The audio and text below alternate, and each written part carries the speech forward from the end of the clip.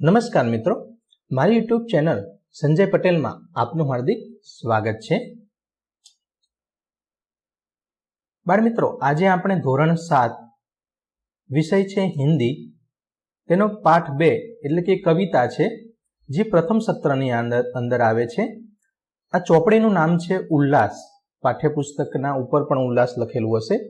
તો પાઠ 2 એટલે કે કવિતાનું નામ છે તબ યાદ તુમ્હારી आती है। आ कवितानी समजूती, कवितानो राग अने स्वाध्याय अने तेमज अभ्यासना प्रश्नों अने तेना जवाबनी चर्चा आपणे आ विडियोनी अंदर करवाना छीए। आ अगाऊ शीखी गयेला तमाम पाठनी लिंक आ विडियोना डिस्क्रिप्शनमां आपेल छे, तेना द्वारा पण तमे ते विडियो जोई शकशो। जो तमे हजू सुधी मारी चेनलने सब्सक्राइब न करी हो तो सब्सक्राइब करो, विडियो सारो लागे तो लाइक करो અને બેલ નોટિફિકેશન આઇકોન ઓન કરો, જેથી મારા તમામ વિડીયોની નોટિફિકેશન તમારા મોબાઈલની સ્ક્રીન પર મળતી રહે। તો ચાલો હવે શરૂ કરીએ છીએ કવિતા તબ યાદ તુમ્હારી આતી है। सबसे पहले पाठ्यपुस्तक के पाना नंबर 4 पर ये दिया हुआ है। ये कविता है। कविता का नाम तब याद तुम्हारी आती है। जो पाठ लिखा होता है उसको लेखक कहते हैं, और जो कविता की रचना की हुई है उसको कवि कहते हैं। तब याद तुम्हारी आती है ये कविता राम नरेश त्रिपाठी द्वारा रची हुई है। तो सबसे पहले राम नरेश त्रिपाठी के बारे में थोड़ा सा जान लेते हैं। राम नरेश त्रिपाठी का जन्म 4 मार्च 1889 में એટલે કે 4 मार्च 1989 को उत्तर प्रदेश में सुल्तानपुर जिले के कोयरीपुर गांव में हुआ था। वे कवि, उपन्यासकार, नाट्यकार और आलोचक थे। उनकी मुख्य काव्य कृतियां मिलन, पथिक, स्वप्न और मानसी है। स्वप्न तो इतनी अच्छी लिखी हुई थी कि उन्होंने हिंदुस्तान अकादमी का पुरस्कार भी मिला था। उसकी हे प्रभु आनंद दाता ज्ञान हमको दीजिए प्रार्थना बहुत प्रसिद्ध है। उनका निधन 16 जनवरी 1992 में हुआ था, यानी कि તેમનું મૃત્યુ 16 જાન્યુઆરી 1992 में થયું હતું। अब हम राम नरेश त्रिपाठी द्वारा ये सुमधुर कविता रची हुई है, उसका सारांश देख लेते हैं। तो राम नरेश त्रिपाठी को इस कविता में ईश्वर का दर्शन कब कब, और ऐसा तो ईश्वर ने पृथ्वी पर क्या सर्जन किया हुआ है जिसके जरिए राम नरेश त्रिपाठी को इस कविता में बार बार ईश्वर की याद आती है, उसका थोड़ा सा सारांश देख लेते हैं। सुबह का वातावरण खुशनुमा होता है और प्रकृति का कण कण दर्शनीय होता है। रिमझिम बारिश में सुबह का दृश्य मनमोहक और आकर्षक होता है। प्रस्तुत कविता में इसका सुंदर वर्णन किया गया है, इसलिए कवि को ईश्वर का दर्शन बार बार होता है और उसकी याद बार बार आती है। तो अब हम सबसे पहले कविता देख लेते हैं, और कविता का राग कैसा होगा वो भी समझ लेंगे। तो सबसे पहले आपको ध्यान देना है यहाँ पे। जब बहुत सुबह चिड़िया उठकर कुछ गीत खुशी के गाती है, कलियां दरवाजे खोल खोल जब दुनिया पर मुस्काती है, खुशबू की लहरें जब घर से बाहर आ दौड़ लगाती है, खुशबू की लहरें जब घर से बाहर आ दौड़ लगाती है। हे जग के सिरजनहार प्रभु तब याद तुम्हारी आती है। हे जग के सिरजनहार प्रभु तब याद तुम्हारी आती है। जब छम छम बूंदे गिरती है, बिजली चम चम कर जाती है। जब छम छम बूंदे गिरती है, बिजली चम चम कर जाती है। मैदानों में बन बागों में जब हरियाली लहराती है, जब ठंडी ठंडी हवा कहीं से मस्ती ढोकर लाती है, जब ठंडी ठंडी हवा कहीं से मस्ती ढोकर लाती है। हे जग के सिरजनहार प्रभु, तब याद तुम्हारी आती है। हे जग के सिरजनहार प्रभु, तब याद तुम्हारी आती है।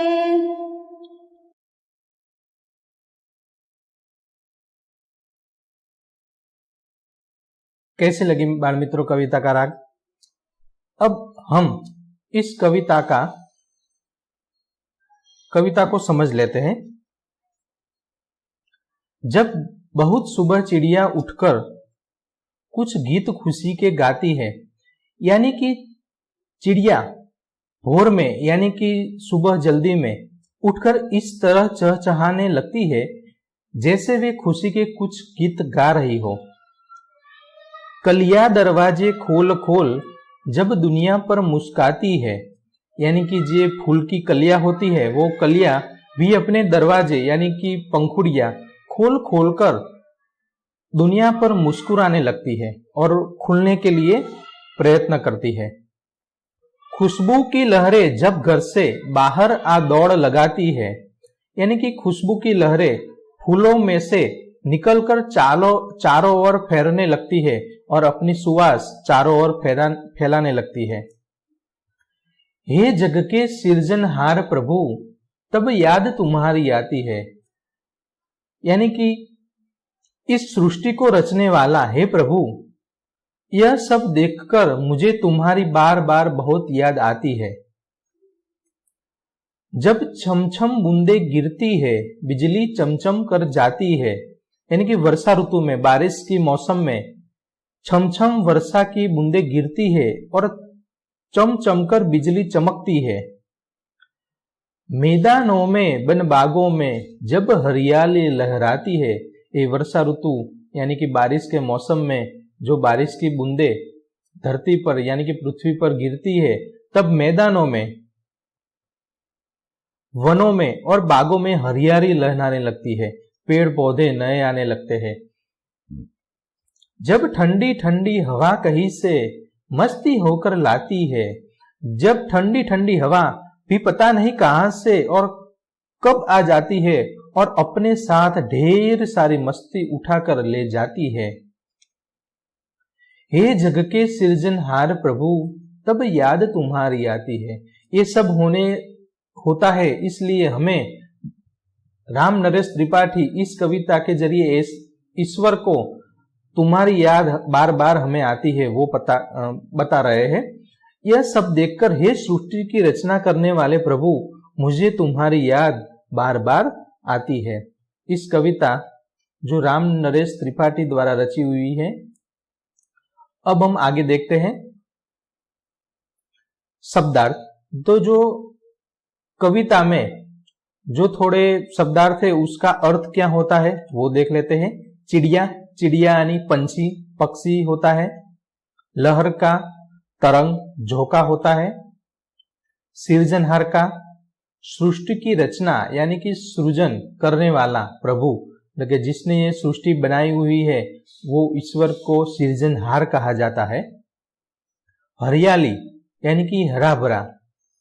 ढोना यानी कि बोझ उठाना। इतने शब्दार्थ है। अब हम देखते हैं अभ्यास, जो पेज नंबर 6 यानी कि पाना नंबर 6 पे अभ्यास की प्रवृत्ति आपी हुई है। पहले है प्रश्नों के मौखिक उत्तर दीजिए। पहला प्रश्न है सुबह होते ही क्या क्या होता है? तो सुबह होते ही चिड़िया चहचहाती है, कलियां खिलने लगती है, खुशबू की लहरें फूलों से निकलकर चारों ओर फैल जाती है। दूसरा प्रश्न देखते हैं, मैदानों में हरियाली कब लहराती है? तो मैदानों में हरियाली वर्षा ऋतु यानी कि बारिश के मौसम में लहराती है। आपको प्रभु की याद कब आती है? तो उसका उत्तर भी देख लेते हैं। तारे, सूरज, चांद, सागर, पर्वत आदि प्रकृति के सुंदर और अद्भुत रूपों को देखकर मुझे प्रभु की याद बार बार आती है। चौथा प्रश्न, तुम सुबह में उठकर क्या क्या देखते हो? मैं सुबह में उठकर देखता हूं कि पूर्व दिशा में सूर्योदय हो रहा है, चिड़िया चहचहा रही है, कलियां खिल रही है, लोग अपने अपने काम में लग रहे हैं, पाठशाला जाने वाले विद्यार्थी घर से निकल पड़े हैं, दूध वाला घर घर दूध और अखबार वाला घर घर अखबार पहुंचा रहा है। तो इस तरह सुबह में उठकर जो प्रवृत्तियां होती है वो मैं देखता हूं। आगे का, चित्र को देखिए और वचन परिवर्तन कीजिए। तो मित्रों, वचन परिवर्तन यानी कि दो प्रकार के वचन होते हैं, एक वचन और दूसरा बहुवचन। एक वचन में सिर्फ एक ही वस्तु होती है और बहुवचन में एक से ज्यादा यानी कि 2, 3, 4। यहाँ पे दिखाई दे रहा है कि चिड़िया कितनी है? 3 है। तो यहाँ पे एक है इसलिए इसको एक वचन कहते हैं, और यहाँ एक से ज्यादा है यानी कि बहुवचन कहते हैं। तो जो यहाँ पे दिया गया हुआ है, चिड़िया उड़ रही है यानी कि एक ही चिड़िया है इसलिए चिड़िया उड़ रही है। यहाँ पे एक से ज्यादा यानी कि 3 चिड़िया है तो उसको हम इस तरह लिखेंगे, चिड़िया उड़ रही है। यहाँ पे कली नहीं खिली है, यहाँ एक से ज्यादा कलियां है इसलिए कलियां नहीं खिली है। यहाँ पे एक ही बूंद है तो बूंद गिरती है, यहाँ पे 3 बूंदे हैं तो बूंदे गिरती है। और यहाँ पे 3 दरवाजे यानी कि बहुवचन हमें दिया हुआ है, उसका एक वचन हमें करना है। दरवाजे खुले हैं तो एक वचन ऐसे होगा, दरवाजा खुला है। वहां पे क्या है? दरवाजे यानी कि एक से ज्यादा है, बहुवचन में है इसलिए दरवाजे शब्द का प्रयोग किया हुआ है। यहाँ 3 लड़कियां हैं इसलिए लड़कियां खेल रही है, यहाँ सिर्फ एक ही लड़की है इसलिए लड़की खेल रही है। तो इस तरह हमें जो खाली जगह दी हुई है उसमें एक वचन यानी और बहुवचन को भी प्रयोग करके हमें लिखना है। आगे देखते हैं 3 नंबर, जो पाना नंबर 7 यानी कि 7 पर दिया गया हुआ है। शब्दों को उचित क्रम में रखकर अर्थपूर्ण वाक्य बनाइए। यहाँ पे जो भी शब्द दिए गए हैं वो अस्त व्यस्त यानी कि अपनी अपनी जगह पे क्रम में नहीं है। हमें क्या करना है? इस शब्द को उचित क्रम में रखकर अर्थपूर्ण वाक्य बनाना है। तो अर्थपूर्ण वाक्य इस तरह बनेगा, जल ही जीवन है। आगे देखते हैं, यहां है, मैं, फूलों, भरता, रंग और कौन। तो उसका अर्थपूर्ण वाक्य ऐसे बनेगा, फूलों में रंग कौन भरता है। तीसरी प्रवृत्ति है बिजली, मैं, क्यों, चमकती और बादल। तो उसका उचित क्रम और अर्थपूर्ण वाक्य इस तरह बनेगा, बादल में बिजली क्यों चमकती है। सबसे तेज कौन। तो ये प्रवृत्ति करनी है। साथ साथ विद्यार्थी को टोली बनाइए, टोली यानी कि ग्रुप बनाना है और अपने नाम के पहले वर्ण के अनुसार शब्दकोश के क्रम के मुताबिक खड़ा रहने को कहिए। यानी कि साथ साथ छात्रों को अलग अलग एक ग्रुप बनाना है और में जो भी छात्रों है उसका पहला अक्षर, नाम का पहला अक्षर जो भी है उसके अनुसार शब्दकोश के आधार पे उस नाम को क्रम में खड़ा रहना है। तो पहले हम पहला ग्रुप का नाम ले लेते हैं। रमेश, अशोक, विपुल, साहिल, राकेश, मुकुल और मयंक। तो यहां पे र, यहां पे अ, यानी कि सभी नाम के पहले अक्षर के मुताबिक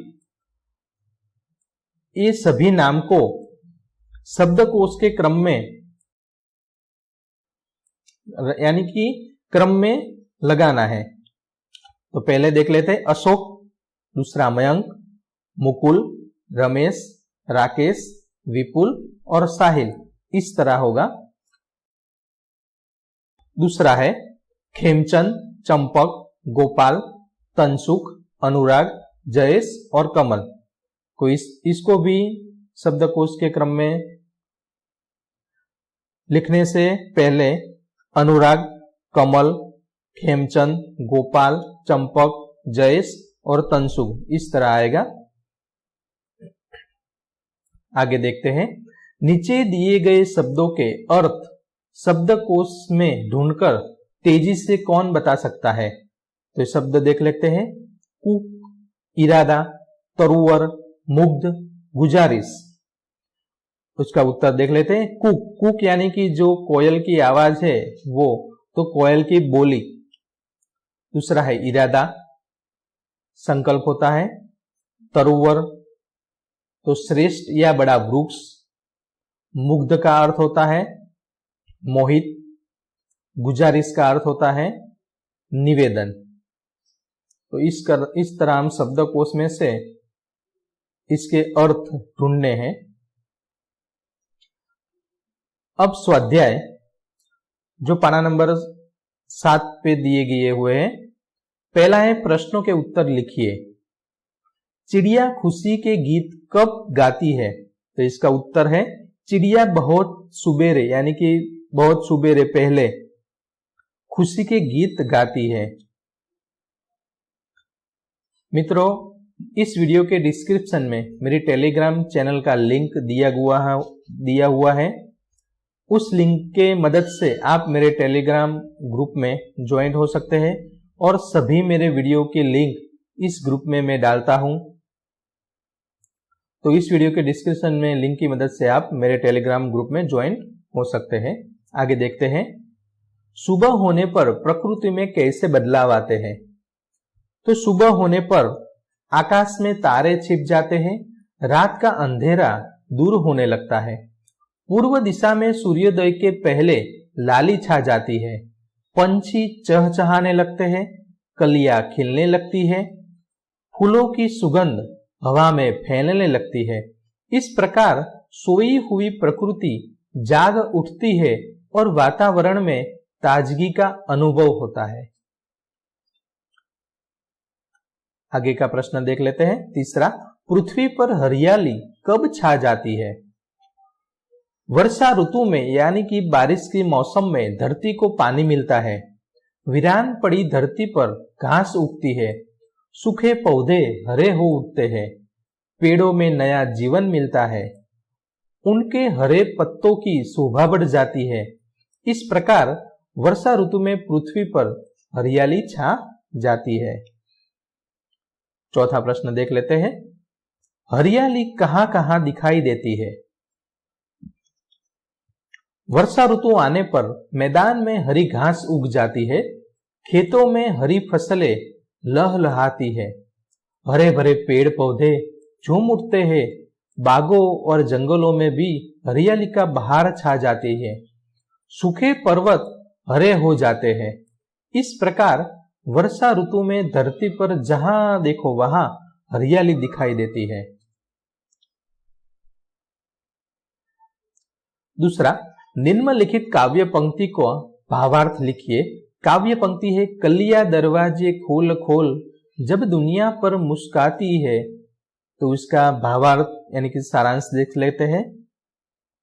सुबह होने पर कलियां भी जैसे नींद से जाग उठती है, उनकी बंद पंखुड़ियां खुलने लगती है। वे मानो सोने वाले पर मुस्कुराती है, यानी कि मुस्काती है और कहती है कि हमारी तरह तुम भी हंसो, मुस्कुराओ, आलस और उदासी को दूर भगाकर काम में लग जाओ।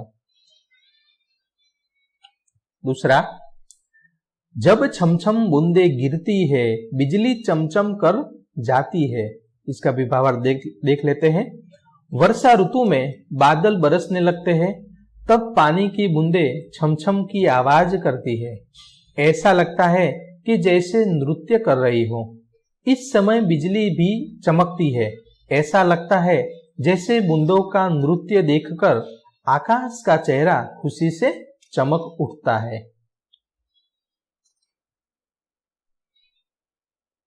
उदाहरण के अनुसार निम्नलिखित शब्दों के समानार्थी शब्द कोष्टक में से ढूंढकर वाक्य में प्रयोग कीजिए। यहाँ पे उदाहरण के जरिए एक शब्द को समझाया दिया हुआ है। पहला है सुबह, यानी कि सुबह। तो इस सुबह का समानार्थी शब्द इस नीचे दिए गए कोष्टक में ढूंढना है। हमें दिया गया हुआ है प्रातः काल, यानी कि प्रातः काल जो शब्द है उसको लेकर हमें एक वाक्य प्रयोग करना है। तो प्रातःकाल शब्द का उसमें उल्लेख किया गया हो। तो वाक्य भी देख लेते हैं। प्रातः काल देवालय में पूजा होती है। तो इस तरह हमें खुशी, खुशबी, खुशबू, बहुत और मुस्काना, इस चारों शब्दों को का समानार्थी शब्द इस नीचे दिए गए कोष्टक में से ढूंढना है और उसका वाक्य में प्रयोग करना है। तो पहला खुशी है, तो खुशी का समानार्थी शब्द कोष्टक में आनंद होगा। अब हम इसका अर्थ लिख लेते हैं। खुशी यानी कि आनंद, और आनंद का उपयोग करके एक वाक्य में प्रयोग करना है। आज शहर में बड़ा आनंद आया। शेर यानी कि शायरी। तीसरा है खुशबू। खुशबू का समानार्थी शब्द सुगंध होता है। पहले लिख लेते हैं। खुशबू यानी कि सुगंध, सुगंध का वाक्य प्रयोग करना है। मुझे गुलाब की सुगंध अच्छी लगती है।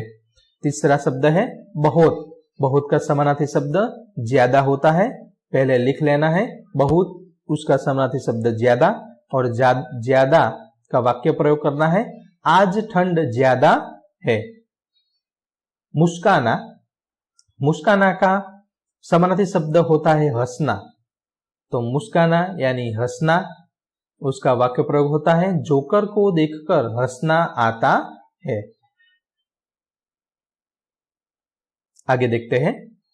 इन यात्रियों को शब्दकोश के क्रम के आधार पर अपने अपने डिब्बे में बिठाइए। यहाँ एक ट्रेन दी गई है। इस ट्रेन में ये जो यात्रियों है, मुस्कान, चांद, मैदान, कलिया और उठकर, ये पांचों को अपने अपने डिब्बे में किस तरह शब्दकोश के क्रम में बिठाना है। तो यहाँ पहले उदाहरण के जरिए उठकर को पहले डब्बे में, यानी कि यहाँ बिठाया गया हुआ है। बाद में इन चारों को इस चारों डिब्बों में बिठाना है। तो पहले हम इस बाकी रहे हुए चारों लोगों का नाम लिख लेते हैं। मुस्कान, चांद, मैदान और कलिया। अब सबसे पहले शब्दकोश के क्रम पे किसका नाम आएगा? तो ये कलिया का। तो कलियों का हम दूसरे डिब्बे में बिठा देते हैं। चलो बैठ गई। अब शब्दकोश के मुताबिक कौन सा नाम आएगा? चांद। तो चांद को भी तीसरे डिब्बे में बिठा देते हैं। अब कौन सा नाम आएगा? मुस्कान। तो मुस्कान को चौथे डिब्बे में बिठा देते हैं। और छेल्ले यानी कि लास्ट में है मैदान, तो मैदान को 5वें डिब्बे में बिठा देंगे। इस तरह ये सभी यात्रियों को सही क्रम में, शब्दकोश के क्रम में सही डिब्बे में बिठाना है, जो हमने यहाँ बिठा दिए हैं। अब ट्रेन चल पड़ेगी। तो वीडियो अंत तक देखने के लिए आपका धन्यवाद। जिसने भी हमारे चैनल सब्सक्राइब नहीं किए वो सब्सक्राइब कीजिए। वीडियो अच्छे लगे तो लाइक कीजिए, शेयर कीजिए और बेल नोटिफिकेशन भी ऑन कीजिए, जिससे मेरी सभी वीडियो की नोटिफिकेशन आपके मोबाइल के स्क्रीन पर आए।